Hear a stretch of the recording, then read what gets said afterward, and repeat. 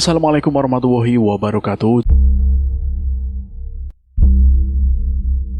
Apa kabar teman-teman semua? Semoga kalian sehat selalu, panjang umur, bahagia selalu, dan selalu dimudahkan segala urusannya.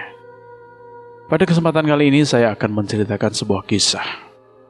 Di tengah kabut Gunung Salak, Rama, seorang pemuda dari Brebes, tersesat di hutan yang menyimpan rahasia kuno.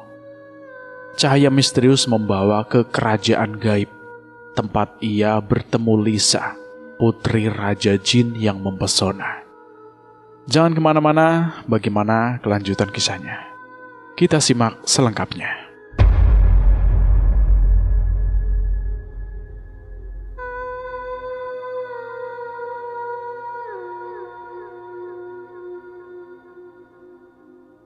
Di Kampung Banjaran, sebuah desa kecil yang terletak di sudut Brebes, Jawa Tengah, Rama, seorang pemuda berusia 24 tahun, dikenal sebagai jiwa petualang yang tak pernah puas dengan kehidupan biasa. Tubuhnya ramping namun tegap dengan mata coklat yang selalu berbinar penuh rasa ingin tahu. Rambutnya yang sedikit berombak seringkali ditutupi topi tua yang menjadi ciri khasnya di antara sawah hijau dan jalanan tanah yang berdebu. Rama sering menghabiskan waktu menjelajahi hutan kecil di pinggir desa, mendaki bukit-bukit rendah, atau sekadar duduk di tepi sungai sambil mendengarkan cerita para tetua tentang petualangan masa lalu. Bagi Rama, dunia adalah kanvas luas yang menanti untuk dijelajahi, dan hatinya selalu gelisah mencari tantangan baru. Sejak kecil, Rama telah terpikat oleh cerita-cerita tentang gunung-gunung legendaris. Dari sekian banyak tujuan yang ada di pikirannya, Gunung Salak di Bogor, Jawa Barat menjadi obsesi terbarunya. Gunung ini bukan hanya terkenal karena pemandangan alamnya yang menakjubkan, dengan hutan lebat, air terjun yang tersembunyi, dan kabut yang kerap menyelimuti puncaknya, tetapi juga karena aura misterius yang menyelubunginya. Orang-orang di desa sering berbisik tentang pendaki yang hilang tanpa jejak, suara-suara aneh di malam hari, atau bahkan penampakan makhluk tak kasat mata. Bagi sebagian orang, cerita ini adalah peringatan untuk menjauh.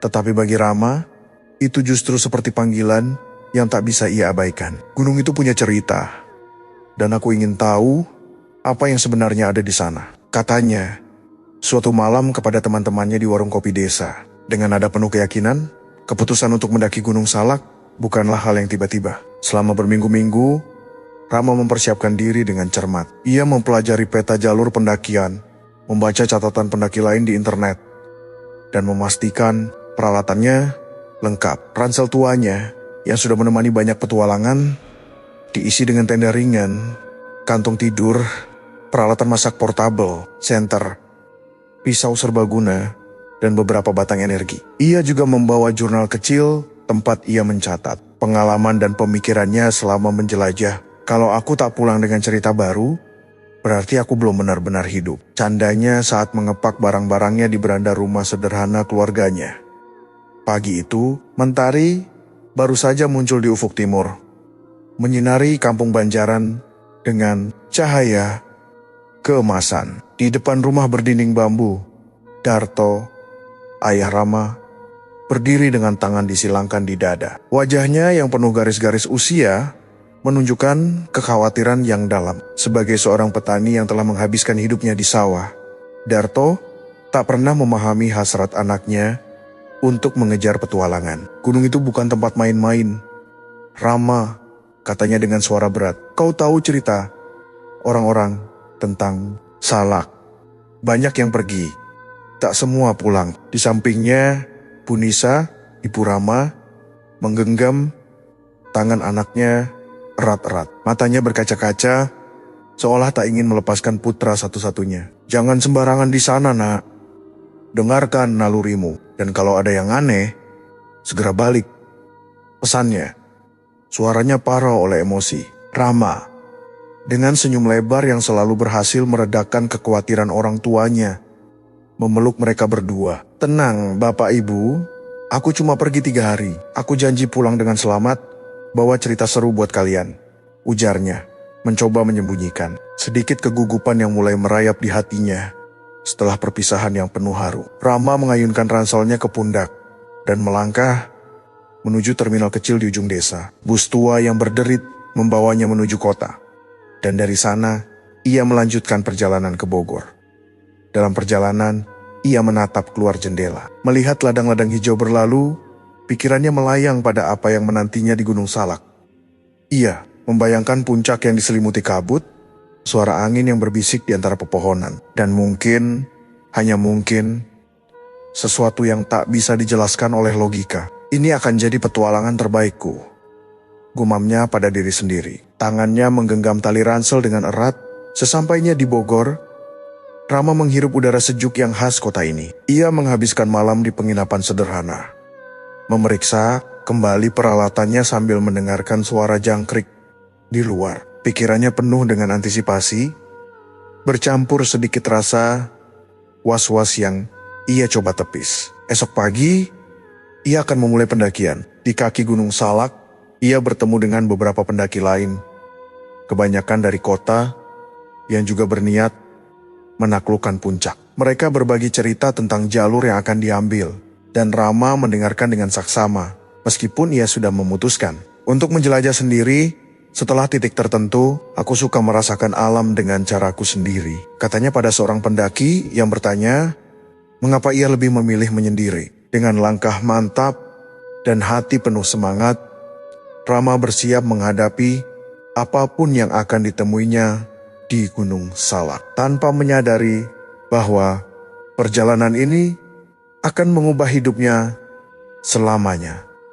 Rama tiba di kaki Gunung Salak pada pagi yang cerah, ketika sinar matahari baru saja menembus di daunan, menciptakan semburat emas di permukaan tanah. Udara segar membelai wajahnya, membawa aroma tanah basah dan daun hijau yang masih diselimuti embun. Kicauan burung liar bercampur dengan gemerisik dedaunan yang tertiup angin, menyapa indera pendengarannya, seolah alam menyambut kedatangannya dengan lagu pagi yang merdu. Di pos pendakian, ia menarik napas dalam-dalam, merasakan semangat petualangan yang membuncah di dadanya. Gunung Salak, dengan ketinggian 200020011 meter, berdiri megah di hadapannya. Puncaknya tersembunyi di balik lapisan awan tipis, mengundang sekaligus menantang. Rama memilih jalur Pasir Reungit, sebuah rute yang terkenal di kalangan pendaki karena kombinasi tantangannya yang menguji fisik dan panorama alam yang memukau. Jalur ini melintasi hutan tropis lebat, tebing berbatu, dan aliran air kecil yang mengalir jernih dari sumber pegunungan. Pendaki berpengalaman sering menyebut Pasir Reungit sebagai jalur jiwa petualang, karena medan curam dan tikungan tak terduga yang menuntut kewaspadaan penuh.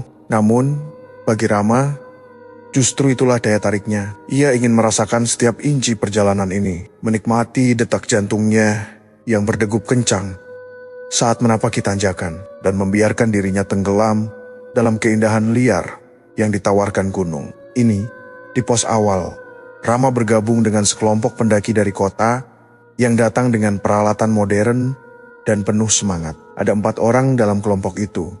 2 pemuda dari Jakarta, seorang wanita yang mengaku gemar fotografi alam, dan seorang pria parubaya yang tampak berpengalaman. Mereka berbagi cerita tentang petualangan sebelumnya, sambil memeriksa peralatan masing-masing. Rama, dengan ransel tuanya yang sedikit usang, namun penuh kenangan, mendengarkan dengan penuh perhatian. Ia tersenyum saat mendengar cerita tentang air terjun tersembunyi di jalur ini, yang katanya hanya bisa ditemukan oleh mereka yang berani menyimpang dari jalur utama. Mungkin aku akan mencarinya, pikirnya, meskipun ia tahu bahwa menyendiri di gunung bukanlah keputusan yang selalu bijak. Setelah pemeriksaan peralatan selesai, kelompok itu memulai pendakian bersama. Langkah mereka selaras di awal, mengikuti jalur tanah yang ditandai dengan papan kayu kecil. Hutan di sekitar mereka hidup dengan suara. Cicak-cicak kecil berlarian di sela-sela akar. Burung-burung kecil melesat di antara dahan. Dan sesekali suara monyet bergema dari kejauhan. Rama, dengan sepatu botnya yang kokoh, melangkah penuh percaya diri. Sesekali menyentuh batang pohon untuk menjaga keseimbangan di tanjakan yang licin. Cahaya matahari yang menyelinap di sela-sela kanopi hutan menciptakan pola bayangan yang menari-nari di tanah, menambah pesona perjalanan. Namun, saat mendekati pertigaan jalur di tengah hutan, Rama merasa dorongan untuk menjelajah sendiri semakin kuat. Ia ingin merasakan kebebasan sejati, tanpa terikat ritme kelompok. Ia mendekati salah satu pendaki, seorang pemuda bernama Ardi, dan berkata, "Aku mau coba ke puncak dengan caraku sendiri. Kalian lanjut duluan. Ya, aku akan menyusul sebelum matahari terbenam." Ardi mengangguk, meskipun ada keraguan di matanya. "Hati-hati bro, jangan keluar jalur terlalu jauh. Gunung ini punya cerita." "Loh," katanya.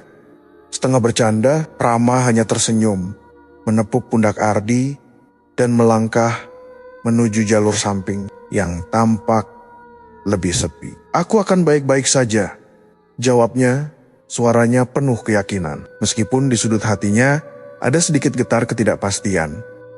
Langkahnya kini lebih ringan, bebas dari suara obrolan kelompok. Ia menikmati kesunyian yang hanya dipecah oleh suara alam. Di sepanjang jalur, ia menemukan jejak-jejak kecil kehidupan liar.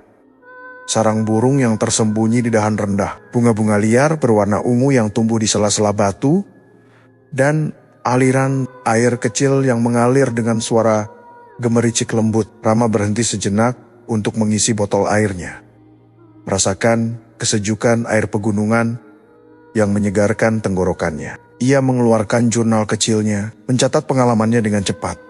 Hari pertama di Salak. Alam di sini hidup, seperti punya nyawa sendiri.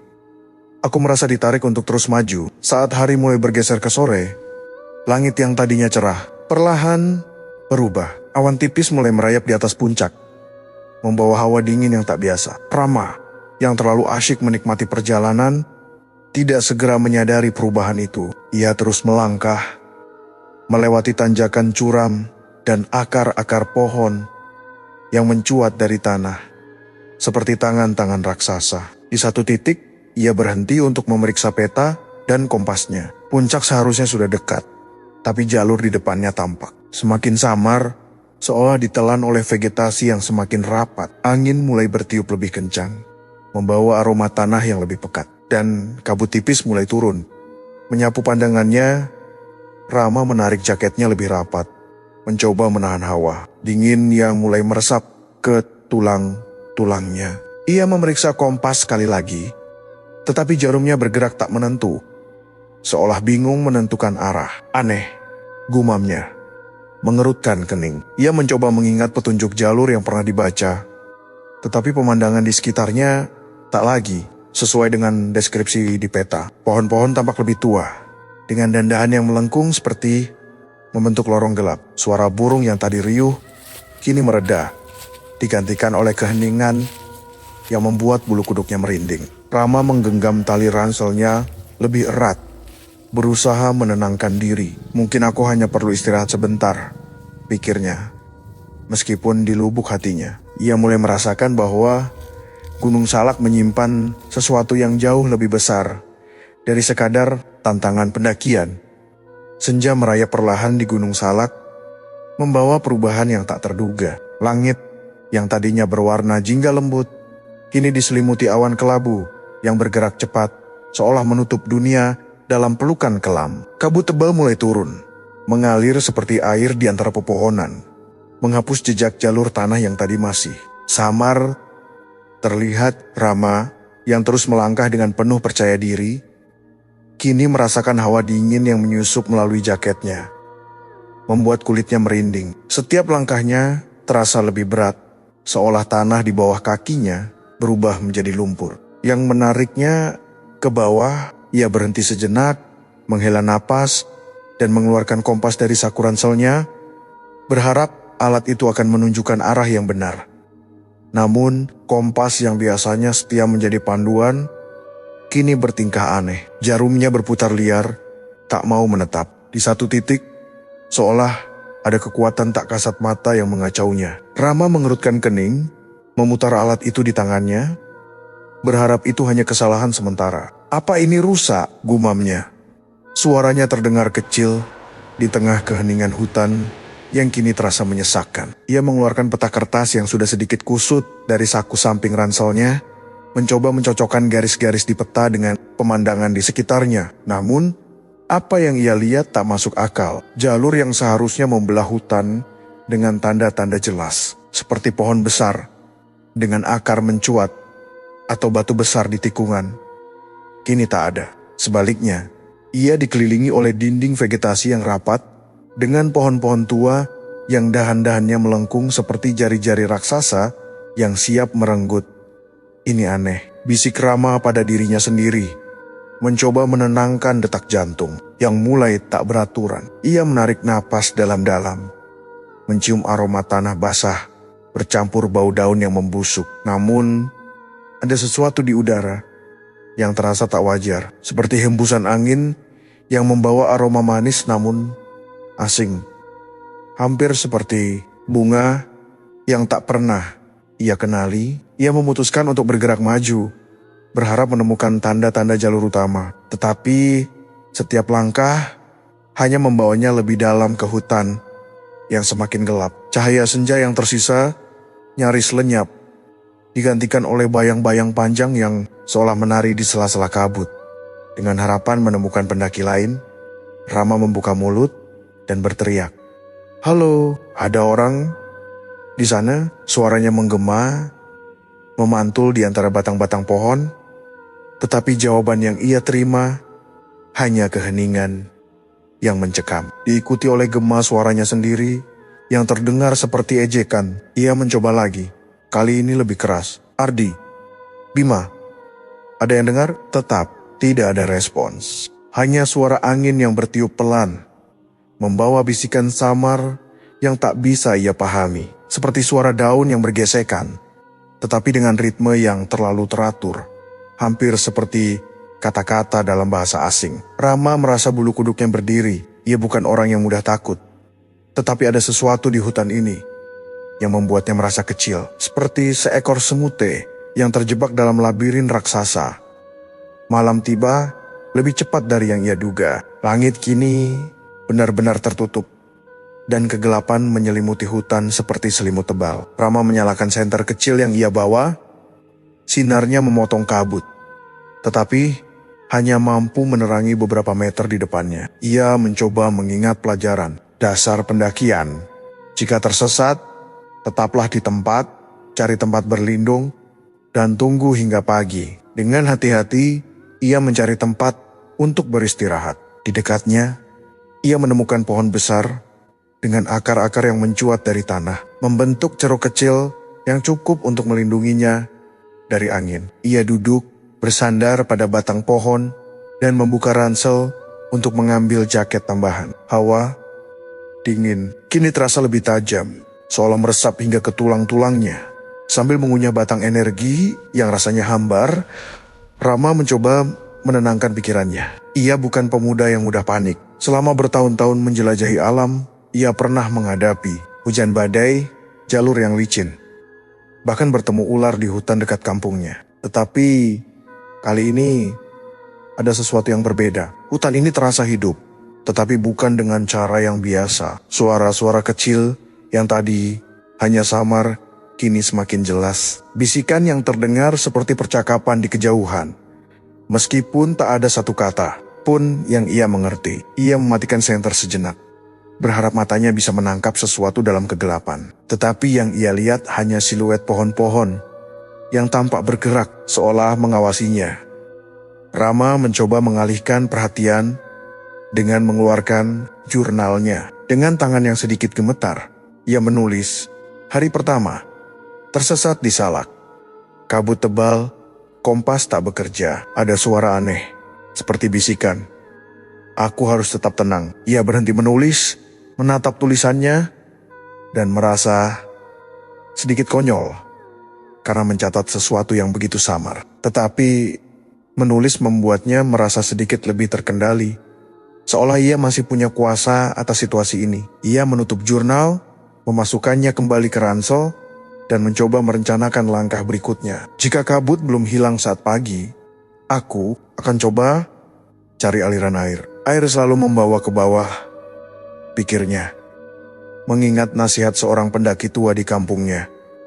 Namun, sebelum ia bisa merangkai rencana lebih jauh, sesuatu menarik perhatiannya. Di kejauhan, melalui celah kabut, ia melihat titik cahaya kecil yang berkedip, seperti kunang-kunang, tetapi lebih terang dan stabil. Cahaya itu bergerak pelan, seolah mengambang di udara, dan ada sesuatu di dalamnya yang terasa mengundang, hampir seperti panggilan.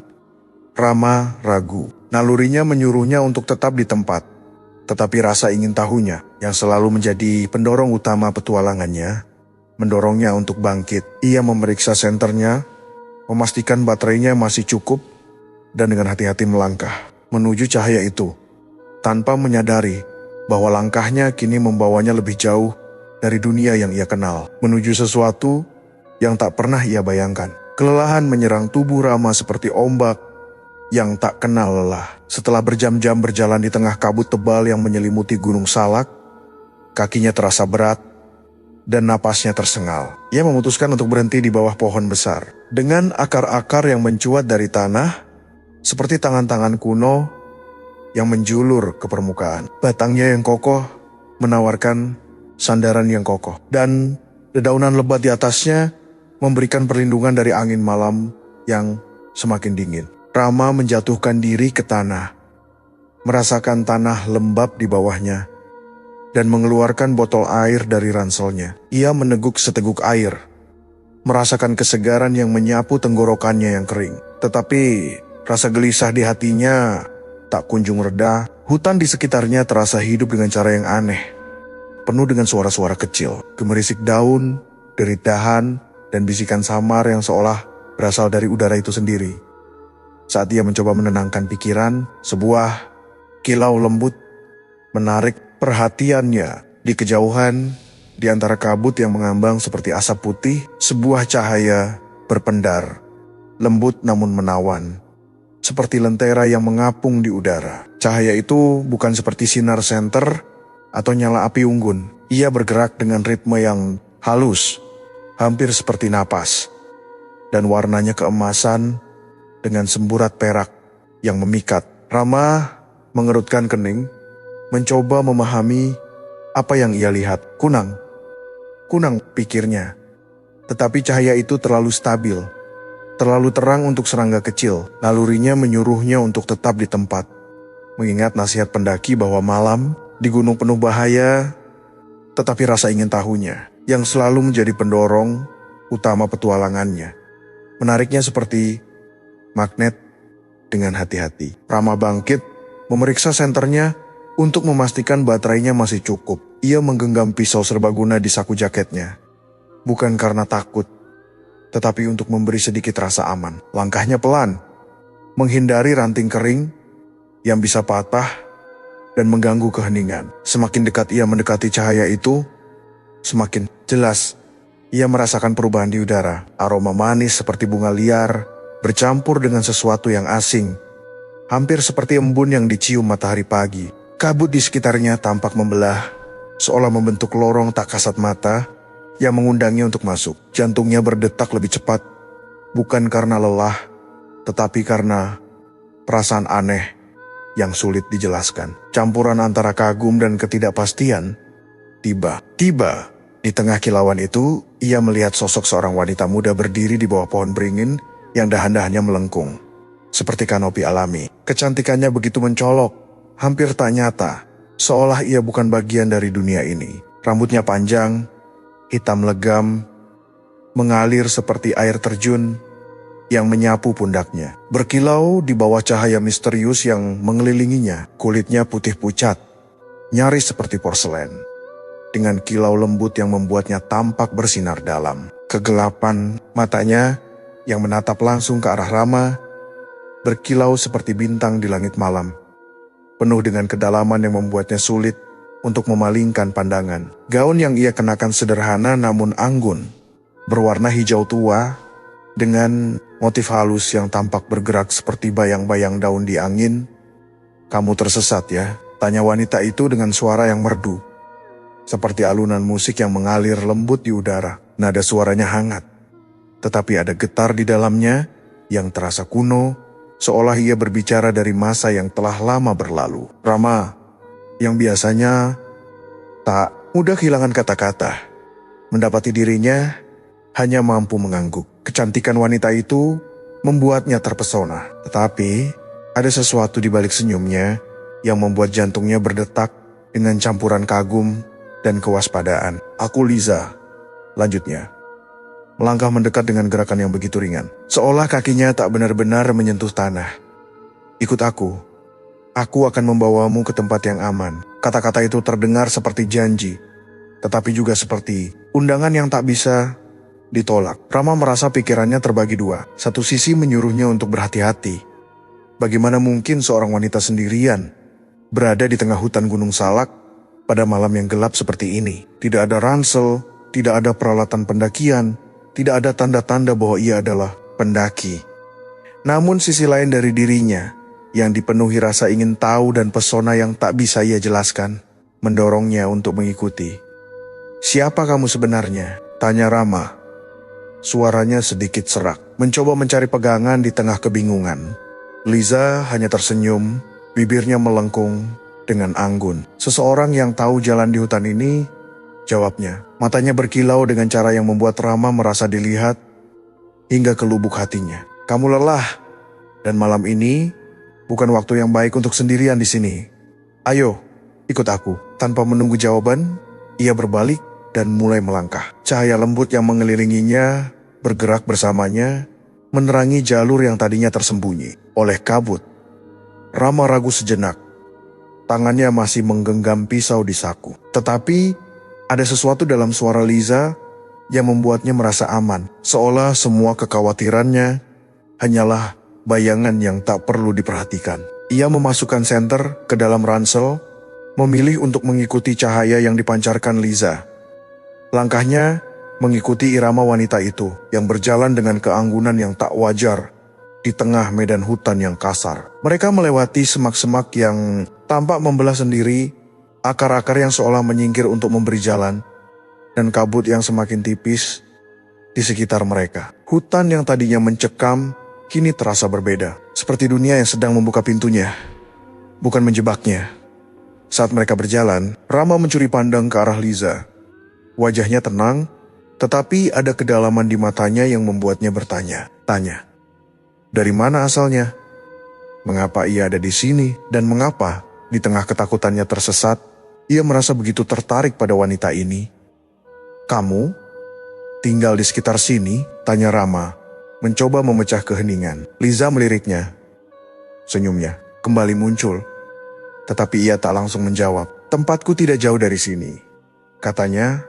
Akhirnya, suaranya lembut namun penuh makna yang tersembunyi. "Kamu akan melihatnya sendiri." Rama ingin bertanya lebih banyak, tetapi ada sesuatu dalam nada Liza yang membuatnya menahan diri. Ia merasa seperti sedang melangkah ke dalam mimpi, di mana logika dunia yang ia kenal mulai memudar. Hutan di sekitarnya kini terasa lebih hidup.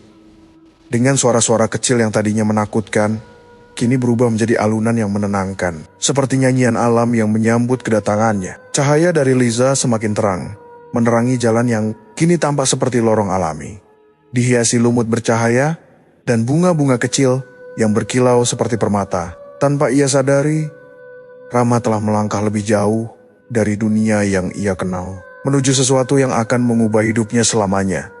Liza melangkah dengan anggun di depan Rama. Tubuhnya seolah melayang di atas tanah hutan yang kasar. Cahaya lembut yang memancar darinya menerangi jalur sempit yang mereka lalui, mengusir kabut tebal yang sebelumnya menyelimuti Gunung Salak. Rama mengikuti dengan langkah hati-hati. Matanya tak lepas dari sosok wanita misterius itu. Hutan di sekitar mereka tampak hidup dengan cara yang tak biasa. Dahan-dahan pohon seolah membungkuk untuk memberi jalan. Akar-akar yang mencuat dari tanah merendah seperti menyapa, dan bunga-bunga liar yang tak pernah ia lihat sebelumnya berkilau dengan warna-warna yang tak wajar. Seperti permata yang terperangkap dalam kelopak, udara terasa lebih ringan, membawa aroma manis, seperti madu yang bercampur dengan embun pagi. Meskipun malam telah menyelimuti dunia luar, lorong-lorong hutan yang mereka lewati terasa seperti labirin alami, dengan dinding dedaunan yang rapat dan lumut yang memancarkan cahaya hijau samar. Rama, yang biasanya penuh pertanyaan, mendapati dirinya terdiam, terlalu kagum untuk berbicara. Setiap langkah membawanya lebih jauh dari dunia yang ia kenal. Namun anehnya, ia tak merasa takut. Ada sesuatu dalam kehadiran Liza yang membuatnya merasa aman, seolah ia sedang dipandu menuju tempat yang memang ditakdirkan untuknya. "Jangan terlalu jauh dari cahayaku," ujar Liza tanpa menoleh. Suaranya lembut namun tegas, seperti seorang pemandu yang tahu persis kemana tujuannya. Rama hanya mengangguk, meskipun Liza tak bisa melihatnya, dan mempercepat langkah untuk mengejar. Tiba-tiba, tanpa peringatan, pemandangan di sekitar mereka berubah drastis. Hutan lebat yang tadinya menyelimuti mereka lenyap, digantikan oleh hamparan luas yang tak masuk akal berada di tengah gunung. Di hadapan Rama berdiri sebuah istana megah, dengan dinding-dinding yang berkilau seperti kristal yang dipahat oleh tangan-tangan tak kasat mata. Pilar-pilar tinggi menjulang, dihiasi ukiran halus yang tampak bergerak seperti aliran air di bawah sinar bulan. Atapnya melengkung anggun, ditutupi oleh sesuatu yang menyerupai sisik naga, berkilau dengan warna perak dan zamrud. Cahaya dari istana itu sendiri seolah hidup, berdenyut seperti napas, menerangi taman-taman di sekitarnya yang dipenuhi bunga-bunga bercahaya dan air mancur yang mengalir dengan air yang berkilau seperti cairan bintang. Rama terpana, kakinya terhenti. "Di tempat di mana aku?" tanyanya. Suaranya nyaris berbisik, seolah takut mengganggu keajaiban di depannya. Liza berbalik, senyumnya lembut namun penuh rahasia. "Ini adalah kerajaan Salaka, tempat tinggalku," jawabnya. Matanya berkilau dengan cara yang membuat Rama merasa sedang menatap langit malam yang penuh bintang. "Selamat datang di dunia kami." Kata-katanya sederhana, tetapi ada bobot di dalamnya, seperti undangan sekaligus peringatan. Rama ingin bertanya lebih banyak, tetapi sebelum ia bisa membuka mulut, Liza melangkah menuju gerbang istana yang terbuka perlahan, seolah menyambut kedatangan mereka. Saat melangkah masuk, Rama merasakan perubahan di udara. Hawa dingin hutan digantikan oleh kehangatan lembut yang seolah membelai kulitnya. Lorong-lorong istana dipenuhi dengan permadani yang tampak ditenun dari benang cahaya, dan dinding-dindingnya memantulkan bayangan mereka dengan cara yang aneh, seolah mencerminkan lebih dari sekadar wujud fisik. Suara alunan musik samar terdengar, seperti harpa yang dimainkan oleh angin.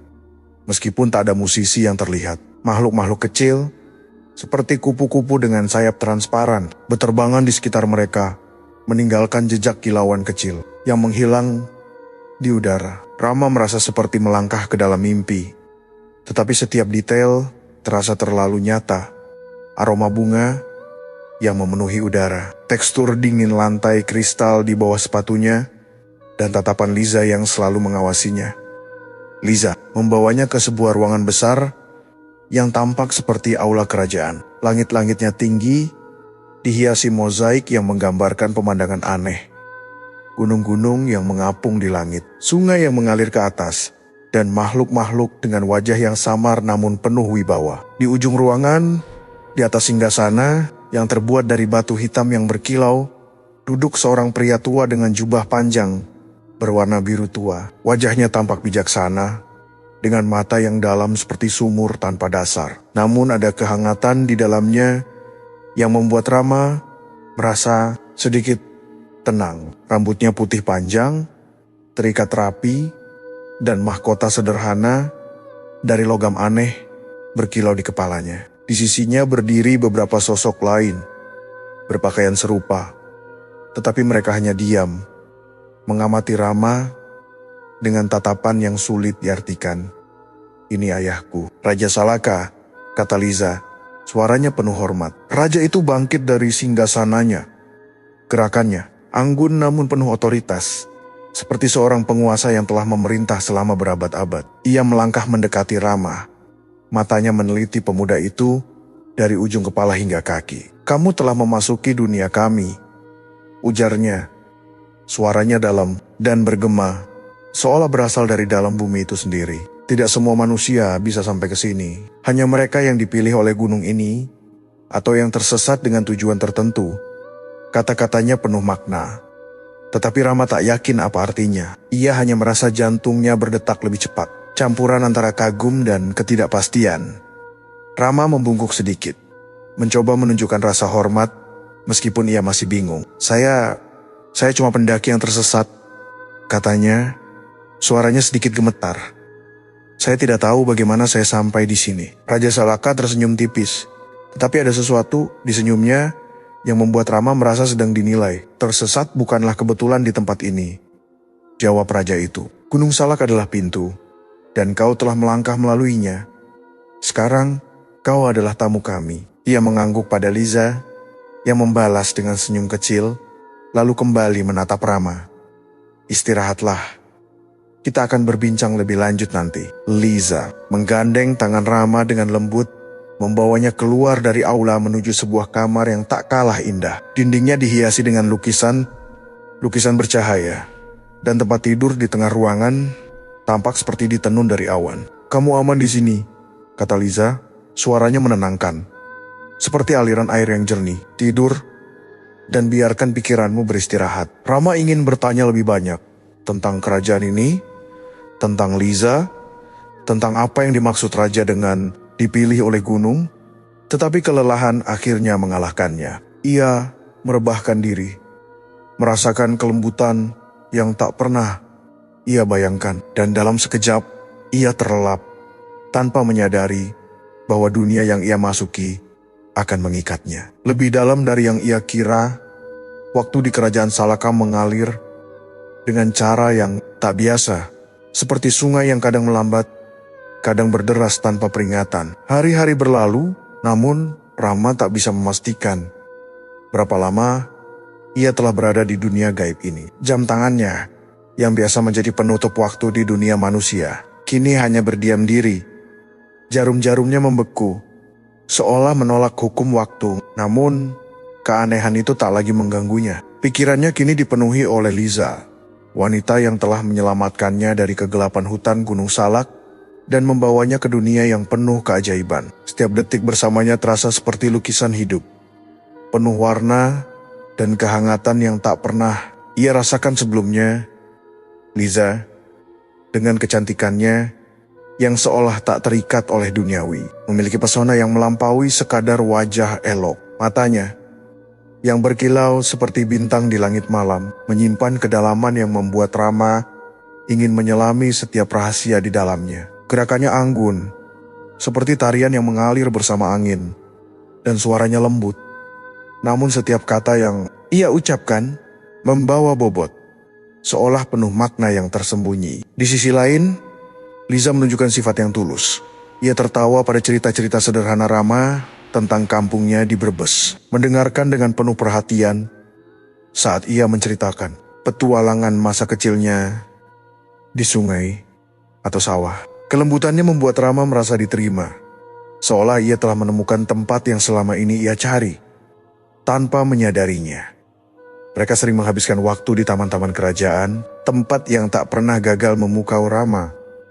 Pohon-pohon di sana tak seperti yang ia kenal di dunia manusia. Batangnya ramping, memancarkan cahaya keemasan yang lembut, dan daun-daunnya bergerak seolah bernapas, mengeluarkan kilauan kecil seperti kunang-kunang yang terperangkap. Bunga-bunga di taman itu hidup, kelopaknya membuka dan menutup mengikuti irama tak terdengar, melepaskan aroma manis yang membuat hati tenang. Di bawah naungan pohon-pohon bercahaya itu, Rama dan Liza duduk berjam-jam, berbagi cerita yang mengalir seperti air di mata air jernih. Rama menceritakan tentang ibunya, Bunisa, yang selalu membuat kue apem favoritnya, dan tentang Darto, ayahnya, yang mengajarkannya cara membaca arah angin di sawah. Liza, dengan mata penuh minat, mendengarkan, sesekali bertanya dengan nada yang membuat Rama merasa ceritanya adalah hal terpenting di dunia. Namun, Liza jarang berbicara tentang dirinya sendiri. Ketika Rama bertanya tentang masa lalunya atau asal-usul kerajaan Salaka, ia hanya tersenyum, mengalihkan pembicaraan dengan cerita tentang bunga yang bisa bernyanyi atau burung-burung gaib yang menjaga langit kerajaan. Meski begitu, Rama tak keberatan. Kehadiran Liza sudah cukup untuk mengisi kekosongan di hatinya. Ia mulai merasakan sesuatu yang lebih dari sekadar kagum, perasaan yang tumbuh perlahan, seperti akar pohon yang merayap di bawah tanah, kuat dan tak relakan. Cinta itu datang tanpa ia sadari, menyelinap di antara tawa mereka, tatapan singkat, dan sentuhan tangan yang tak sengaja. Saat mereka berjalan berdampingan, Liza sepertinya juga merasakan hal yang sama. Ada saat-saat ketika matanya memandang Rama lebih lama dengan kelembutan yang membuat jantungnya berdegup kencang. Ketika mereka duduk di tepi kolam kecil di taman, dengan air yang memantulkan cahaya seperti cermin bintang, Liza pernah memegang tangan Rama, jari-jarinya dingin namun penuh kehangatan yang aneh. "Kamu berbeda," katanya suatu hari. Suaranya nyaris berbisik. "Kamu melihat dunia ini tanpa takut, tanpa menuntut." Itu langka. Rama hanya tersenyum, tak tahu bagaimana menjawab. Tetapi kata-kata itu terpatri di hatinya, membuatnya merasa lebih dekat dengan Liza daripada siapapun yang pernah ia kenal. Suatu malam, ketika bulan purnama menggantung di langit kerajaan Salaka, Liza mengajak Rama ke tempat yang ia sebut Danau Suci. Mereka berjalan melalui lorong-lorong istana yang berkilau, melewati air mancur yang airnya tampak mengalir ke atas, melawan gravitasi dan taman-taman dengan bunga yang menyala seperti lentera. Danau itu terletak di ujung kerajaan, dikelilingi oleh batu-batu besar yang memancarkan cahaya biru lembut. Airnya jernih, tetapi di permukaannya tampak bayangan-bayangan aneh, seperti kenangan dari masa yang tak pernah ada. Angin malam membawa aroma bunga yang lebih kuat, dan suara samar seperti alunan musik mengisi udara. "Meskipun tak ada alat musik yang terlihat, ini tempat paling suci di kerajaan kami," kata Liza, berdiri di tepi danau. Gaunnya berkibar lembut. Meski angin nyaris tak terasa, di sini hati bisa berbicara tanpa kata. Rama menatapnya, terpikat oleh caranya berbicara, seolah setiap kalimat adalah puisi. Liza mengulurkan tangan, mengundangnya untuk mendekat. Tanpa ragu, Rama melangkah, merasakan getaran aneh di dadanya. Seperti dunia di sekitarnya menyusut hingga hanya ada mereka berdua. Di bawah cahaya bulan yang memantul di permukaan danau, mereka berdiri berdekatan. Begitu dekat, hingga Rama bisa merasakan napas Liza. Dingin, namun penuh kehidupan. Malam itu, dalam suasana yang magis, mereka menyerahkan hati satu sama lain. Liza memandang Rama dengan mata yang penuh keberanian dan kerentanan. Dan Rama, yang selama ini merasa dunia manusia terlalu sempit untuk mimpinya, menemukan sesuatu yang lebih besar di dalam Liza. Mereka berpelukan. Dan dalam pelukan itu, Rama merasakan ikatan yang lebih dalam dari apapun yang pernah ia alami. Ciuman mereka lembut, penuh makna, seperti janji yang terucap tanpa kata. Di tepi danau suci, di bawah bulan purnama yang menyaksikan, mereka menyatukan cinta mereka. Sebuah ikatan yang terasa abadi, seolah waktu dan dunia tak lagi relevan. Rama, yang awalnya ragu tentang keberadaannya di kerajaan Salaka, kini merasa bahwa tempat ini adalah rumahnya. Dunia gaib, dengan segala keajaibannya, tak lagi terasa asing. Ia mulai melupakan kabut Gunung Salak, kompas yang tak bekerja, dan kekhawatiran ibunya di Brebes. Bersama Liza, ia merasa lengkap, seperti seorang musafir yang akhirnya menemukan tujuannya. Setiap pagi, ia bangun dengan senyum, menantikan saat-saat bersama Liza, menjelajahi taman-taman kerajaan, atau hanya duduk bersamanya, mendengarkan cerita tentang bintang-bintang yang konon hidup di langit Salaka. Namun, di sudut hatinya, ada bisikan kecil yang bertanya, apakah ia benar-benar bisa meninggalkan dunia manusianya selamanya? Bisikan itu, untuk saat ini, ia tepis, tenggelam dalam kebahagiaan yang ditemukannya di sisi Liza. Hari-hari di kerajaan Salaka berlalu, seperti mimpi yang tak pernah ingin Rama akhiri. Kebersamaannya dengan Liza telah mengisi hatinya dengan kebahagiaan yang tak pernah ia bayangkan, membuat dunia manusia yang dulu ia kenal terasa seperti kenangan samar dari kehidupan. Lain. Namun pada suatu pagi yang cerah, ketika langit kerajaan berkilau dengan warna-warna aneh seperti mutiara cair, seorang utusan dari istana mendatangi Rama.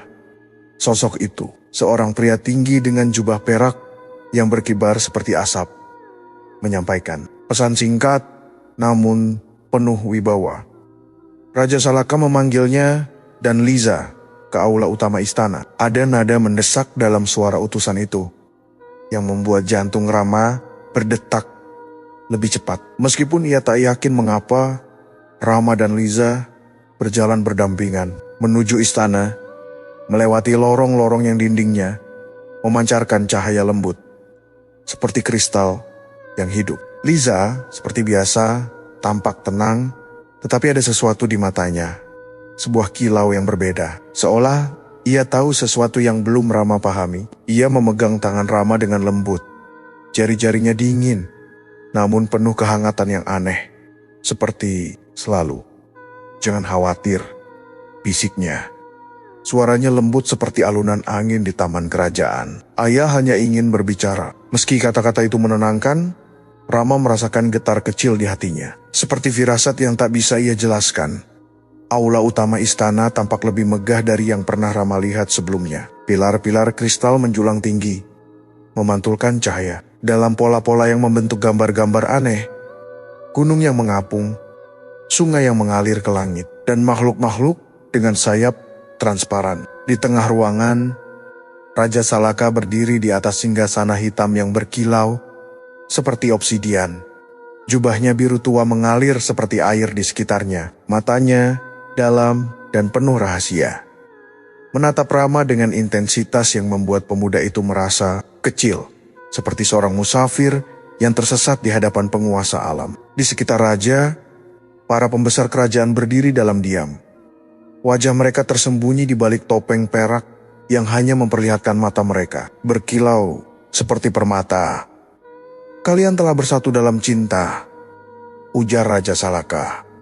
Suaranya bergema, seperti guntur yang jauh, namun penuh kehangatan yang membuat Rama merasa dihormati. Ikatan kalian adalah anugerah bagi kerajaan ini, tetapi juga membawa tanggung jawab besar. Ia melangkah turun dari singgasana. Gerakannya anggun, namun penuh otoritas. Seperti seorang penguasa yang telah melihat abad-abad berlalu. Rama, kau telah diterima di dunia kami, tetapi untuk tetap di sini, ada syarat yang harus kau penuhi. Raja berhenti sejenak, matanya meneliti wajah Rama, seolah mencari sesuatu di dalam jiwanya. Kau harus menikahi Liza dan menjadi bagian dari kerajaan Salaka. Selamanya, kata-kata itu menggantung di udara, berat dan penuh makna. Rama merasakan jantungnya berdetak kencang, campuran antara kagum dan kebingungan. Menikahi Liza, pikiran itu seharusnya membawa kebahagiaan, karena cintanya pada Liza telah tumbuh begitu kuat, seperti pohon yang akarnya menyelami bumi. Namun, ada sesuatu dalam nada raja yang membuatnya ragu. Kata selamanya terdengar seperti pintu yang akan menutup semua jalan kembali ke dunia manusia. Liza memandangnya, matanya penuh harap, tetapi juga penuh rahasia, dan Rama merasa hatinya terbagi. Cintanya pada Liza tak diragukan, tetapi apakah ia siap meninggalkan segalanya? Keluarganya, kampungnya, identitasnya sebagai manusia, tanpa memberi Rama waktu untuk berpikir panjang? Raja Salaka melanjutkan, pernikahan ini bukan hanya ikatan cinta, tetapi juga ikatan dengan kerajaan kami. Liza adalah putriku, dan kau telah dipilih untuk menjadi bagian dari takdir kami. Rama menoleh ke Liza, mencari jawaban di wajahnya. Tetapi Liza hanya tersenyum tipis, tangannya meremas tangan Rama dengan lembut, seolah memberi isyarat untuk mempercayainya. Cinta yang ia rasakan begitu kuat, mengalahkan keraguan yang mencoba merayap di pikirannya. Aku setuju, katanya akhirnya. Suaranya tegas, meskipun ada getar kecil di dalamnya. Liza tersenyum lebar, dan untuk sesaat, dunia seolah hanya milik mereka berdua. Persiapan pernikahan dimulai dengan cepat, seolah kerajaan telah menanti momen ini. Aula utama dihias dengan bunga-bunga bercahaya yang kelopaknya bergerak seperti sayap kupu-kupu, dan lampion-lampion kecil mengapung di udara, memancarkan cahaya keemasan yang hangat. Rama diberi jubah panjang berwarna hijau tua, ditenun dari bahan yang terasa seperti sutra, namun lebih ringan, hampir seperti udara. Liza tampak memukau dalam gaun putih yang berkilau seperti salju di bawah sinar bulan, dengan mahkota kecil dari kristal di kepalanya. Upacara dimulai dengan alunan musik yang tak berasal dari alat musik biasa, seperti nyanyian angin yang bercampur dengan suara air yang mengalir. Para pembesar kerajaan berdiri dalam lingkaran, mengucapkan kata-kata dalam bahasa yang tak Rama pahami, tetapi setiap suku kata terasa penuh kekuatan, seperti mantra yang mengikat dunia. Namun, di tengah kemegahan upacara, ketika Liza dan Rama berdiri di hadapan Raja Salaka, sebuah rahasia terungkap yang mengguncang hati Rama. Raja mengangkat tangannya, menghentikan alunan musik, dan menatap Rama dengan mata yang penuh wibawa. "Liza bukan hanya anakku," katanya. Suaranya rendah, namun penuh kekuatan, seperti gema dari dalam bumi. "Ia adalah kunci keabadian kerajaan Salaka. Dengan menikahinya, kau bukan hanya menjadi suaminya, tetapi juga menjadi bagian dari dunia kami. Sebagai jin, kau akan meninggalkan dunia manusia selamanya, melepaskan identitasmu sebagai manusia, dan menjadi abadi bersama kami." Kata-kata itu menghantam Rama seperti petir di tengah langit cerah. Ia tersentak. Tangannya yang memegang tangan Liza terasa kaku. Menjadi jin, meninggalkan dunia manusia selamanya, pikirannya berputar. Mencoba memahami makna kata-kata raja. Ia menoleh ke Liza, mencari penjelasan, tetapi wajah Liza penuh dengan campuran cinta dan kesedihan. "Mengapa kau tidak bilang sebelumnya?" tanya Rama. Suaranya nyaris berbisik, penuh kebingungan dan sedikit luka. Liza menunduk sejenak, lalu menatapnya dengan mata yang berkaca-kaca. "Aku tak ingin kau takut," jawabnya lembut. "Aku mencintaimu, dan aku ingin kau berada di sini bersamaku." Rama merasa dunianya berguncang. Cintanya pada Liza tak pernah goyah. Tetapi kini ia menyadari bahwa keputusannya bukan hanya tentang cinta. Ini tentang meninggalkan segalanya. Ibunya yang selalu menunggunya di beranda rumah, ayahnya yang mengajarkannya cara bertahan hidup, dan kampungnya di Brebes yang penuh kenangan sederhana. Menjadi jin berarti melepaskan kemanusiaannya menjadi sesuatu yang lain. Sesuatu yang tak pernah ia bayangkan. Upacara berlanjut di sekitarnya, dengan nyanyian dan cahaya yang semakin terang, tetapi di dalam hatinya, Rama merasa seperti berdiri di tepi jurang, harus memilih antara cinta yang ia temukan dan dunia yang telah membentuknya. Di dunia manusia, kabar tentang hilangnya Rama menyebar seperti angin yang membawa berita buruk di kampung Banjaran, Brebes. Awalnya, ketika Rama tak kunjung pulang setelah 3 hari seperti yang dijanjikannya, Darto dan Bunisa masih berpegang pada harapan. Mereka duduk di beranda rumah sederhana mereka, menatap jalan tanah yang membelah sawah, berharap melihat sosok Rama dengan ransel tuanya muncul di kejauhan. Namun, hari-hari berlalu tanpa tanda-tanda, dan kekhawatiran mereka berubah menjadi ketakutan yang menggerogoti hati. Bunisa, yang selalu kuat di hadapan keluarga, mulai menangis diam-diam di malam hari, memegang baju Rama yang masih tergantung di lemari. Darto, dengan wajah yang semakin tua oleh duka, terus berdoa di masjid kecil desa, memohon keajaiban untuk anak semata wayangnya. Kabar itu sampai ke kota, dan tim SAR segera dikerahkan ke Gunung Salak.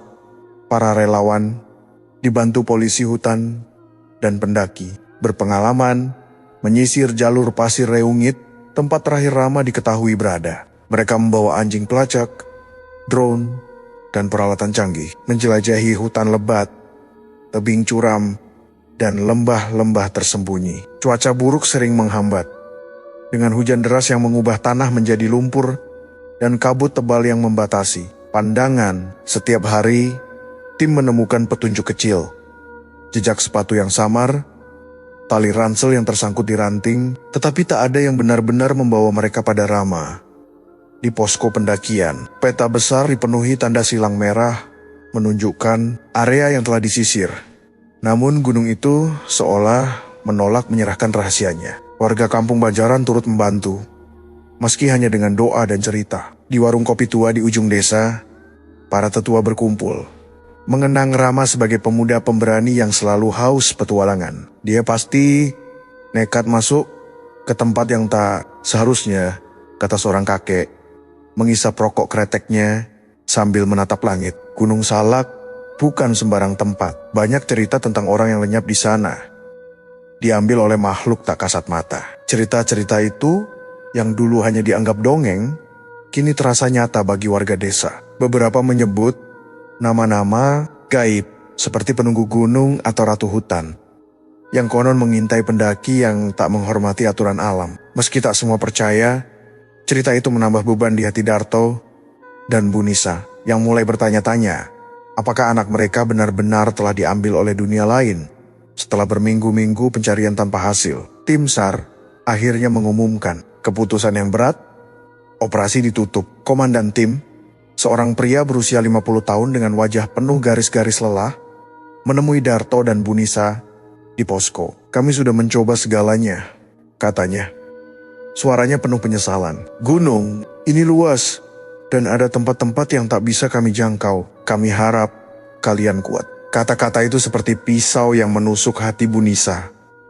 Ia menangis terseduh, memeluk Darto yang hanya bisa menatap kosong ke arah gunung di kejauhan. Mereka pulang ke Banjaran dengan tangan kosong, hanya membawa luka yang tak terucap.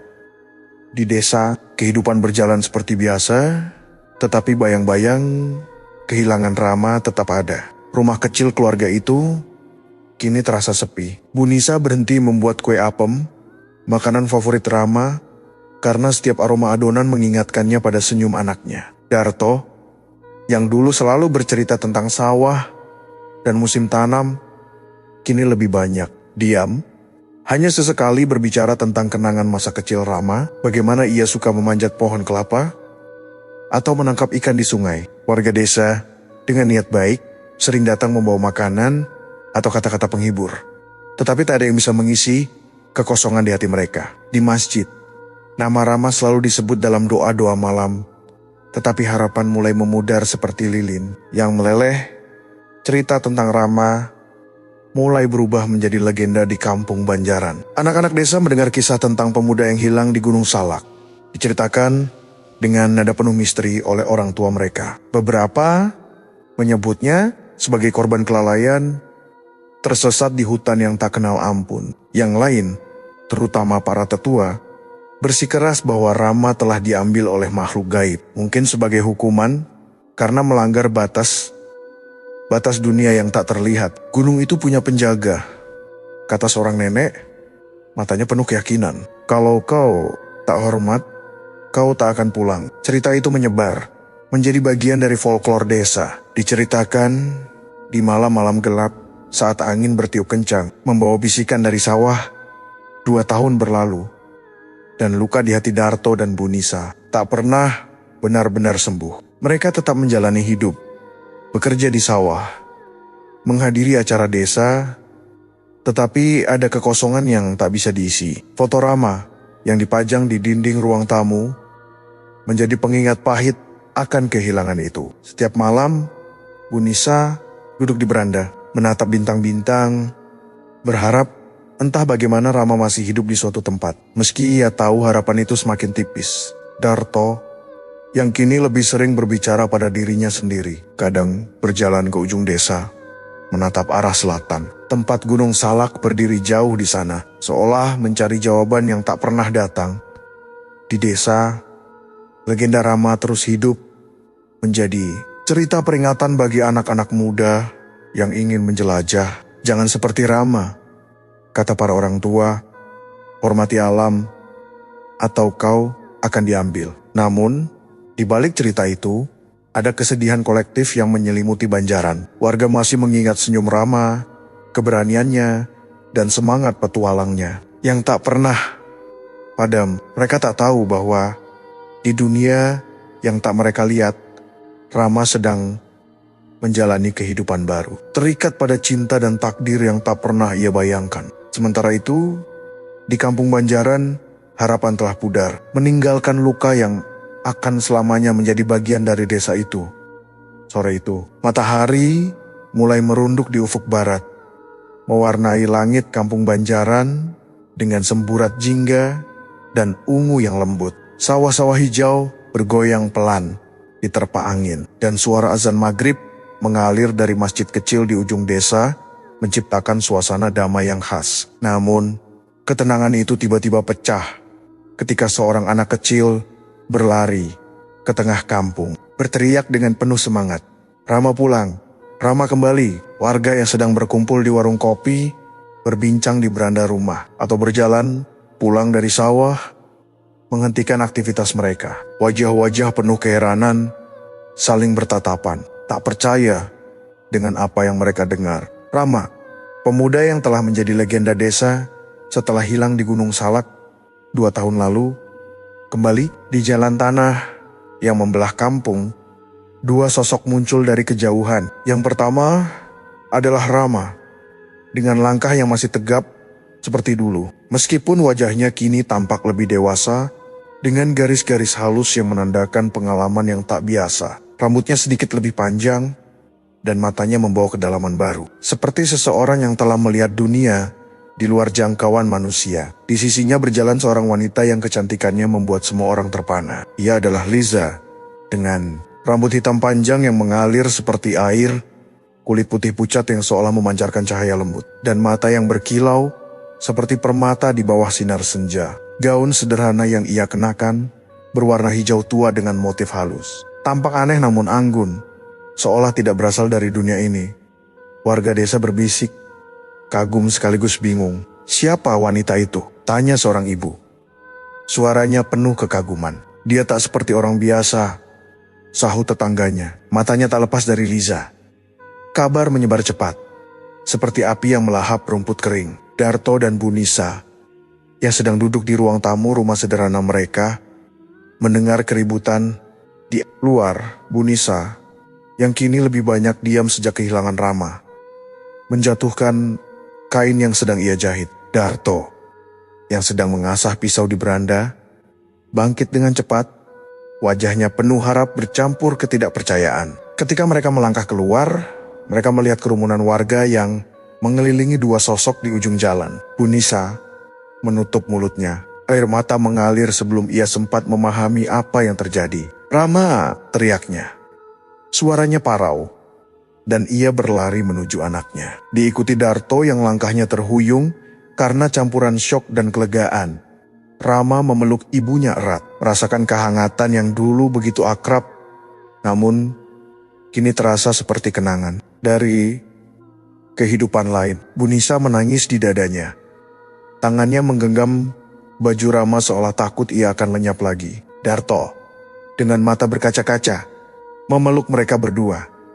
Kata-kata tak mampu keluar dari mulutnya. Warga desa menyaksikan dari kejauhan. Beberapa menangis, beberapa berbisik tentang keajaiban yang tak mereka mengerti. Liza berdiri di samping, tersenyum lembut. Tetapi ada sesuatu di matanya yang menunjukkan dia bukan bagian dari dunia ini. Ia tak berbicara, hanya mengamati dengan keanggunan yang membuat warga merasa seperti sedang melihat sesuatu yang suci sekaligus asing. Malam itu, di rumah sederhana keluarga Rama, mereka duduk di ruang tamu yang diterangi lampu minyak. Foto Rama yang selama ini dipajang di dinding, dikelilingi bunga kering sebagai tanda duka, kini terasa seperti peninggalan dari masa yang telah berlalu. Bu Nisa memegang tangan Rama erat-erat, seolah tak ingin melepaskan. Sementara Darto duduk di sampingnya. Wajahnya penuh pertanyaan yang belum terucap. Liza duduk di kursi kayu sederhana, tampak nyaris tak menyentuh permukaan. Gerakannya begitu ringan, seperti embun yang mengapung. Rama menarik napas dalam, tahu bahwa ia harus menjelaskan apa yang terjadi. Meskipun ia sendiri masih berjuang memahami perjalanan yang telah mengubah hidupnya. "Aku tersesat di Gunung Salak." Mulainya, suaranya pelan namun jelas, seperti seseorang yang sedang menceritakan mimpi yang terlalu nyata. Kabut menutup jalur, kompas tak bekerja, dan aku tak bisa menemukan jalan kembali. Tapi kemudian, Aku bertemu Liza. Ia menoleh ke wanita di sisinya yang membalas dengan senyum. Kecil, dia membawaku ke tempat yang tak bisa kujelaskan dengan kata-kata. Sebuah kerajaan tersembunyi di dalam gunung, penuh dengan cahaya dan keajaiban yang tak pernah kulihat sebelumnya. Mereka menyebutnya Kerajaan Salaka. Warga desa yang berkumpul di luar rumah mendengar dari jendela mulai berbisik. Beberapa menyebut cerita itu sebagai dongeng, tetapi yang lain merasa bulu kuduk mereka merinding. Rama melanjutkan, menceritakan bagaimana ia jatuh cinta pada Liza, putri Raja Salaka, dan bagaimana ia memilih untuk menikahinya. Meskipun itu berarti meninggalkan dunia manusia. Aku sudah menjadi bagian dari dunia mereka. Katanya, suaranya penuh keyakinan, namun juga ada nada sedih yang samar. Aku kembali ke sini untuk berpamitan. Aku akan tinggal di Kerajaan Salaka selamanya. Kata-kata itu seperti batu yang jatuh di tengah keheningan, menghancurkan harapan yang baru saja muncul di hati Darto dan Bunisa. Bunisa menangis lagi. Kali ini lebih pelan, tangannya menggenggam tangan Rama lebih erat. Kau baru pulang, nak, bisiknya. Kenapa harus pergi lagi? Darto, yang selama ini diam, akhirnya berbicara. Suaranya berat. Apa yang kau temukan di sana? Sampai kau rela meninggalkan kami? Pertanyaan itu penuh luka, tetapi juga penuh keinginan untuk memahami. Rama menunduk, mencari kata-kata yang tepat. Aku menemukan cinta, Bapak, jawabnya, dan sebuah dunia yang membuatku merasa utuh. Tapi aku tak pernah lupa kalian. Karena itu aku kembali untuk melihat kalian sekali lagi, untuk meminta maaf, dan untuk berpamitan. Liza, yang selama ini diam, mengangguk pelan, matanya penuh empati saat ia melihat air mata Bunisa. Warga desa yang masih berkumpul di luar mulai menyebarkan cerita itu dengan cepat. Rama diambil oleh bangsa gaib, kata seorang pemuda. Suaranya penuh kagum. Wanita itu pasti bukan manusia, sahut yang lain, menunjuk ke arah Liza. Cerita tentang kepulangan Rama menyebar seperti angin, menjadi legenda baru di Banjaran. Namun, di dalam rumah itu hanya ada kesedihan dan keajaiban yang bercampur. Rama tahu bahwa kepulangannya adalah akhir dari satu babak, tetapi juga awal dari kehidupan yang telah ia pilih di dunia gaib bersama Liza, di tempat yang tak pernah dipahami oleh dunia manusia.